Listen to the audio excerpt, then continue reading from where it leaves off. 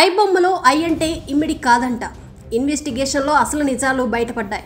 Piracy king ఇమ్మిడి Ravi 3వ రోజు custody విచారణ ముగిసింది. ఇదే చివరి రోజు కావడంతో హైదరాబాద్ సైబర్ క్రైమ్ పోలీసులు కఠినంగా విచారణ జరిపి పలు కీలక విషయాలు రాబట్టారు. ముఖ్యంగా ఐ బొమ్మ పేరు వెనుక ఉన్న రహస్యం, పైరసీ వెబ్సైట్ల నిర్వహణకు సంబంధించిన అడ్వాన్స్డ్ టెక్నాలజీ వివరాలను రవి నుంచి రాబట్టారు పోలీసులు. పోలీసుల విచారణలో ఐ బొమ్మ వెబ్సైట్ పేరు గురించి రవి అసలు విషయాన్ని వెల్లడించారు. ఐ అంటే తన పేరులోని ఇమ్మిడి కాదని, ఆ పేరుకు పూర్తి అర్థం ఇంటర్నెట్ బొమ్మ అని స్పష్టం చేశాడు. విశాఖపట్నం ప్రాంతంలో సినిమాలను బొమ్మ అని పిలుస్తారు. అందుకే ఇంటర్నెట్లో బొమ్మలను చూపించినందుకే తన వెబ్సైట్కు ఇంటర్నెట్ బొమ్మ షార్ట్కట్లో ఐ బొమ్మ అనే పేరు పెట్టినట్లు రవి తెలిపాడు. అంతేకాకుండా రవి నిర్వహించిన మరో పైరసీ వెబ్సైట్ పేరు వెనుక ఉన్న కారణాన్ని కూడా వివరించారు.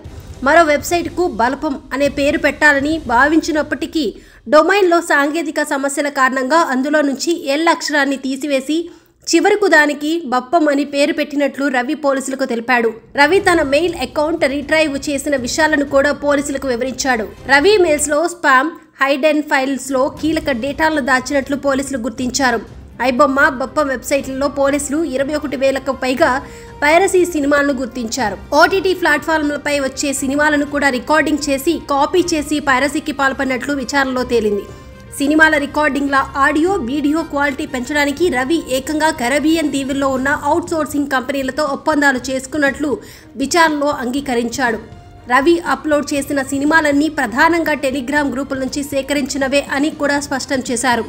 ఈ కీలక విషయాలు రాబట్టడంతో పైరసీ నెట్వర్క్, దాని సాంకేతిక నిర్వహణపై పోలీసులకు ఒక క్లారిటీ వచ్చింది.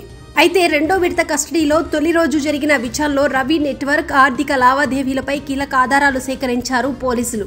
అయితే రెండో రోజున రవి పెద్దగా సహకరించలేదు. ఇక మూడో రోజు విచారణ నేడు ముగియగా రవిని నాంపల్లి కోర్టులో హాజరుపరిచి అనంతరం చెంచులగూడ జైలుకు తరలించారు. అయితే రవిని మరో విడత కస్టడీ కోరుతారా అన్నది ఇంకా స్పష్టత లేదు.